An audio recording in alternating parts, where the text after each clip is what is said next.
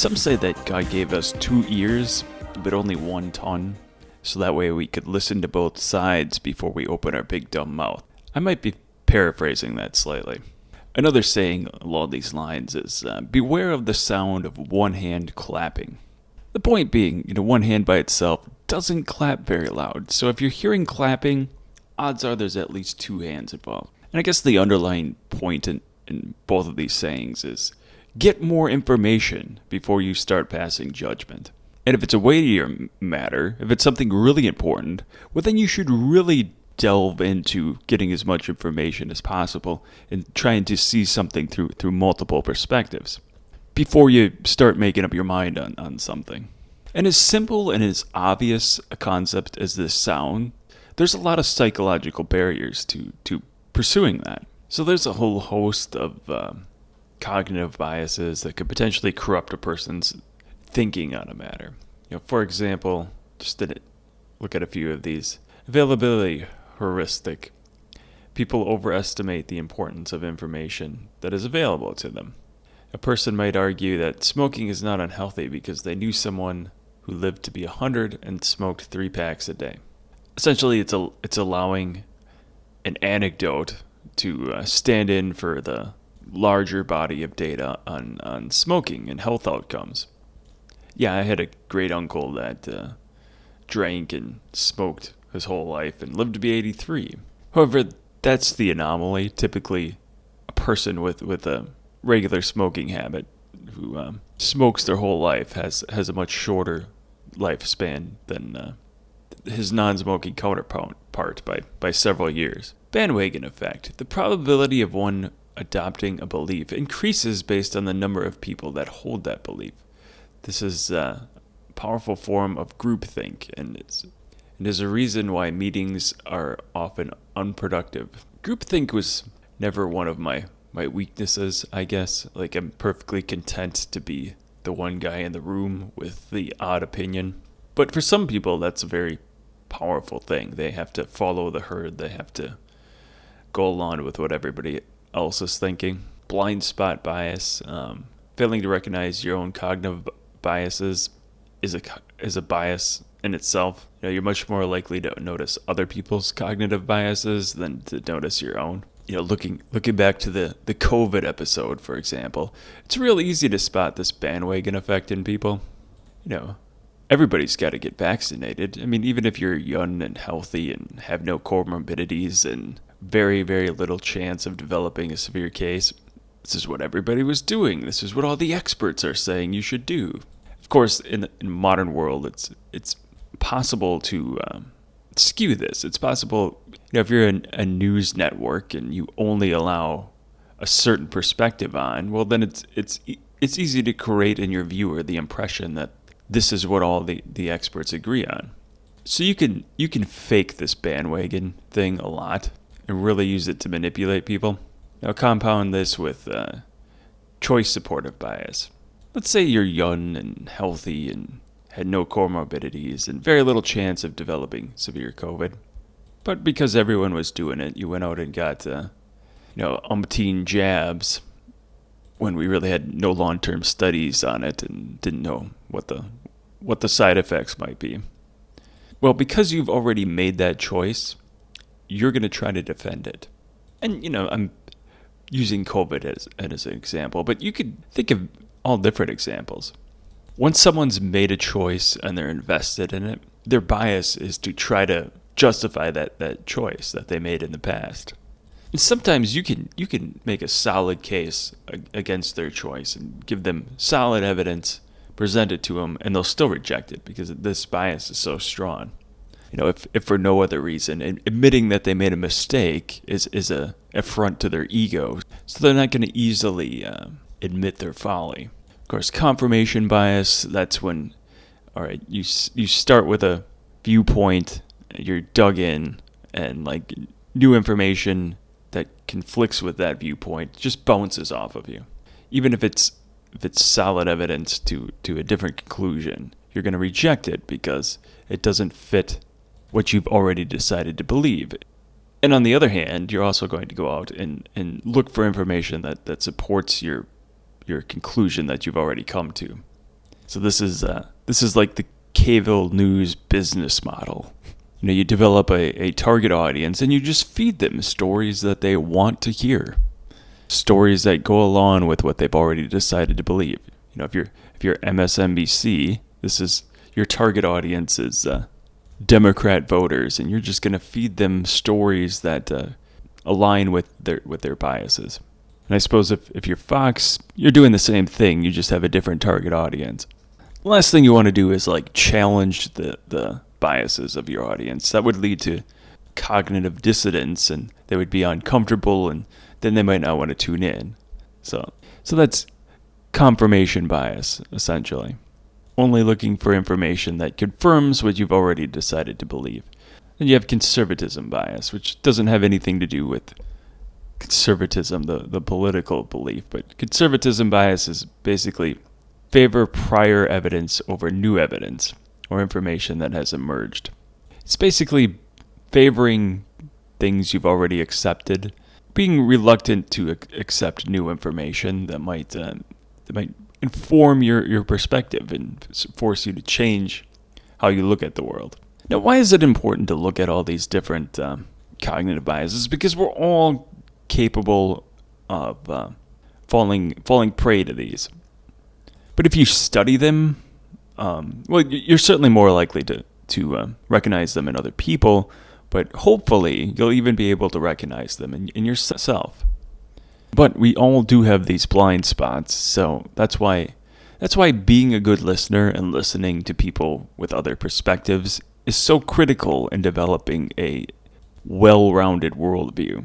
And there's the old saying, the mark of an educated mind is being able to entertain ideas that you haven't yet accepted. If you have a viewpoint and you can't listen to the smartest people around with a different viewpoint and hear their arguments because that makes you too uncomfortable, well, then I dare say you're not an educated person. You're an intellectual infant. There's a story in the Old Testament that I believe brilliantly illustrates the importance of carefully listening to a matter before you speak to it. One of my favorite unsung characters from the Old Testament is Elihu the Buzzite. If you've never heard of that name, and I'm reasonably certain that most viewers haven't, he's a character in the book of Job. And to try to briefly as possible summarize the book of Job. The book of Job starts out describing Job. He's this upright, just man. He takes care of the poor, he looks after widows and orphans, ministers unto the fatherless. He's very devout in his fear of God. All around swell guy. He's about as righteous as humanly possible. And because of this, God blesses him exceedingly. He blesses his flocks. In the ancient world, your wealth often was measured in how big your flock of livestock was.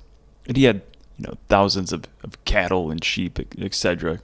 Thousands of camels. He had an army of servants to look after all his wealth. Lots of kids, I believe 7 sons and a few daughters. And he was a pillar of the community, so all around well-esteemed guy. And then one day this calamity befalls him where everything gets turned upside down for him. In 1 hour, a messenger comes and tells him thieves came and fell upon such and such a flock, and they killed all the servants and took all your livestock. Then another messenger came and tells him that all his kids were at his eldest son's house having this feast. The house collapsed and now all his children are dead. But again, Job is an upright man, so he doesn't ever curse God. He doesn't understand why all this calamity is befalling him, but he accepts it. The Lord gives, the Lord takes away. That's Job's reasoning. But up until this point, he's been fairly healthy, and then suddenly his health is under attack. He develops aches and pains and boils, and his health deteriorates as well. So first he loses all his substance, then he loses his health, and he's just all around miserable at this point. And while he's there, stricken with grief, 3 of his friends come by and decide to console him. And the book of Job it's written in this very poetic, flowery language. Each of his friends begin to speak onto him, and they're arguing back and forth, more or less. But they're doing so in this very long-winded, poetic sort of style that the book is written in. And each friend tries to convince Job, well, clearly you must have done something wrong. That's why God found fault with you and allowed all these terrible things to happen to you. And Job argues back because he doesn't think he's done anything deserving of this. And there's this, for several chapters of this book, there's arguing back and forth. It's almost like a rap battle before there was rap battles. So I guess in the ancient world they had poetry battles when they were debating topics, because that's kind of how the book reads. And all the while, these Job and his three friends are arguing with one another. Elihu the Buzite is there, listening carefully to each man's argument, but he's much younger, so respecting the elders, he's not going to speak. He's just going to listen. And as they're arguing back and forth, his friends trying to convince Job that he sinned somehow, and Job defending himself, declaring his righteousness. Elihu's just getting angrier and angrier and angrier. And at some point, Job's three friends finally give up. They see that Job is righteous in his own eyes, and they're not going to convince him of his sin. So once everybody else is done talking, Elihu finally stands up and starts to give his opinion. And his answer is just brilliant. That's why I love this guy. So in the 38th chapter of the book of Job, we learn that Elihu's wrath is aroused against Job because he justified himself rather than God. But it's also kindled against his three friends because they had found no answer, yet they had condemned Job. So they didn't know what sin he committed, but they were still condemning him anyway. So in this chapter, he begins his answer. He says, I am young in years, and ye are very old. Therefore I was afraid. I dared not declare my opinion to you. I said, age should speak, and a multitude of years should teach wisdom. But there is a spirit in man, and the breath of the Almighty gives him understanding. Great men are not always wise, nor do aged men always understand justice. So in Job chapter 32, scrolling down to verse 17, Elihu says, I also will answer my part. I too will declare my opinion, for I am full of words. The spirit within me compels me. Indeed, my belly is like wine that has no vent. It is ready to burst like new wineskin. I will speak, that I may find relief. I will open my lips and answer. Let me not, I pray, show partiality to anyone, nor let me flatter any man. For I do not know how to flatter, else my Maker would soon take me away. So first of all, I can very much relate to Elihu here. Have you ever listened to maybe two or maybe a group of people arguing about something, and they both have maybe they have some good points, but they also each side has its blind spots, and they're just talking past each other. And before you know it, their frustration level is going up, so they're getting more and more bellicose in their answers, and before you know it, they're just slinging ad hominems at each other. You find yourself utterly annoyed with both sides of the argument. I suspect that's kind of how Elihu felt in this situation. But he had sat there quietly listening to both sides, and when they gave up speaking, he decided it was his turn to give his opinion. In chapters 32 through 37 is Elihu just verbally ripping both sides to shreds and showing them their folly. Now, if you're reading this as a young man, as I did, you might be tempted to start cheering on Elihu just because he's the younger man, and you want to see the young man put all these old farts to shame. But if you do that, you're missing the point. See, Elihu wasn't wise because he was young. In fact, he was wise enough to recognize that as his weakness. He was the youngest one there. The older men ought to have been wiser for no other reason than they've seen more days. They have more experience. They've seen more things in their life. So Elihu was right to be slow to speak. He was right to quietly sit there and listen to all that the older men had to say. And in Job 32 verse 11, that's exactly what Elihu says he's doing. He says, Indeed, I waited for your words. I listened to your reasonings while you searched out what to say. I paid close attention to you. So Elihu knew how to shut up and listen and learn from what other people were saying. He didn't come there with an agenda. Harkening back to the cognitive biases I was talking about earlier, Elihu really didn't have a dog in this race. He wasn't trying to prove anything. He was earnestly trying to understand. So he was earnestly listening to each man, following his reasoning, trying to find out what their strong points were in their arguments and what their weak points were in their arguments. And if you want to be a good listener and grow in understanding, that's what you should be doing. If you're listening to people debate a controversial issue, you should find the smartest people on each side of the issue and listen to what they have to say. Listen to their best arguments. Try and perceive what each side's blind spots are. And then you can perhaps find the best of both worlds.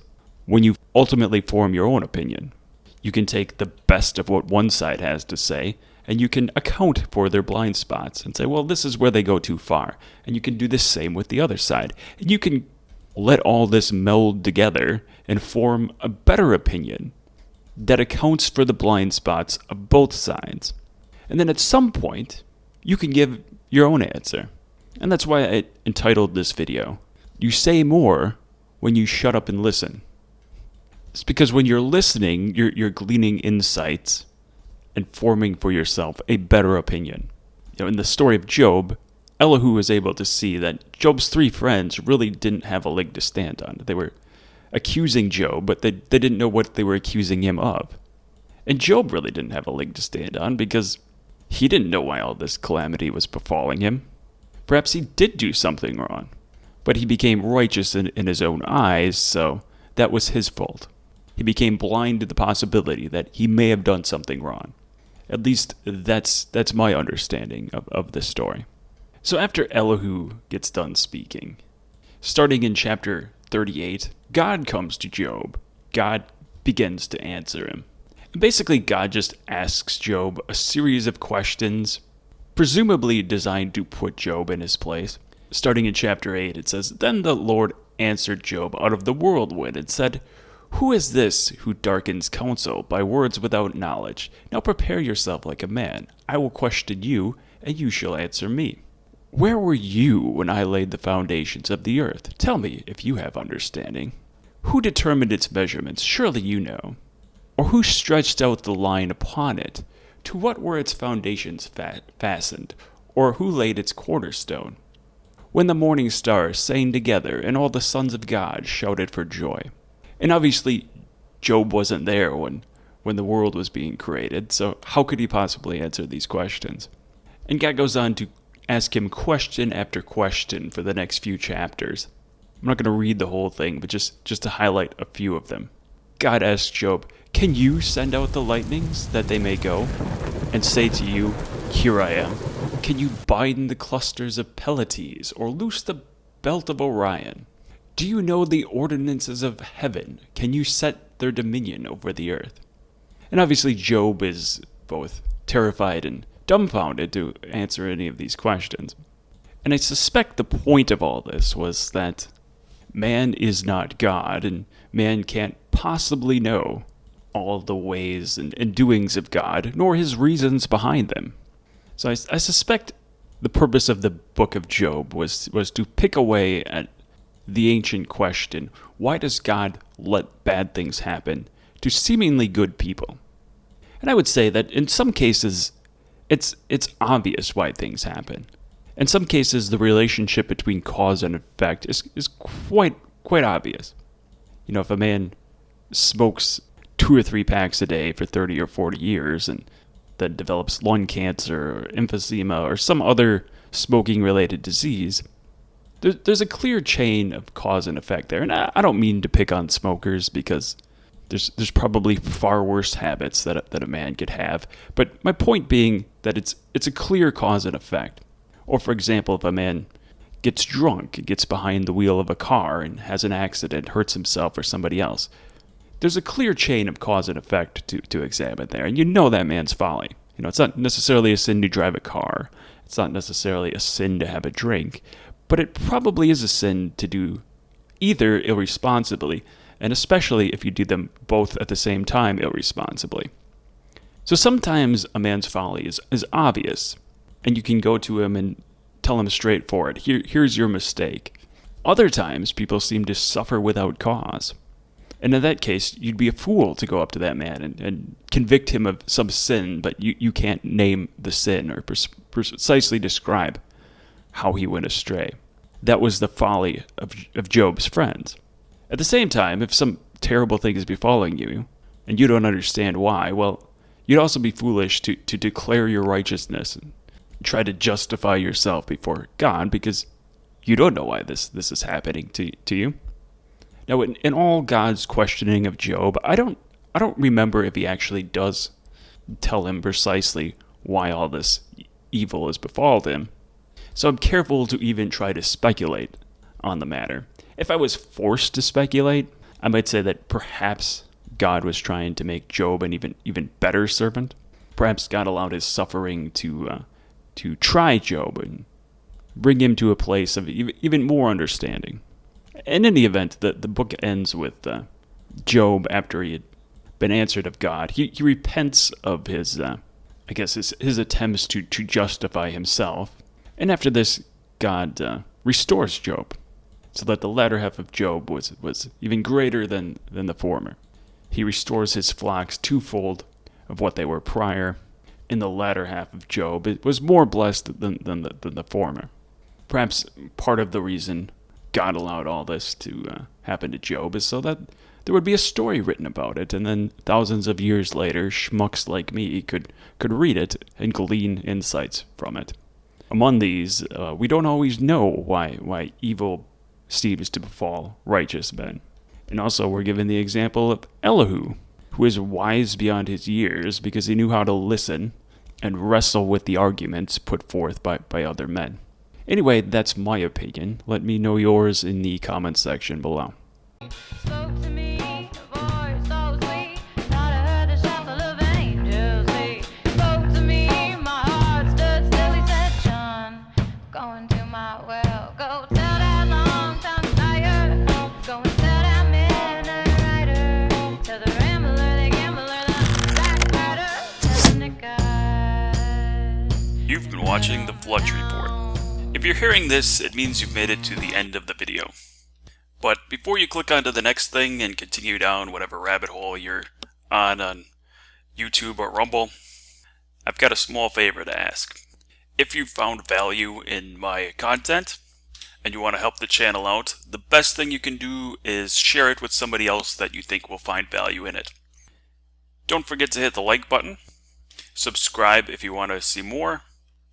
Links to the channel on YouTube and Rumble will be provided below.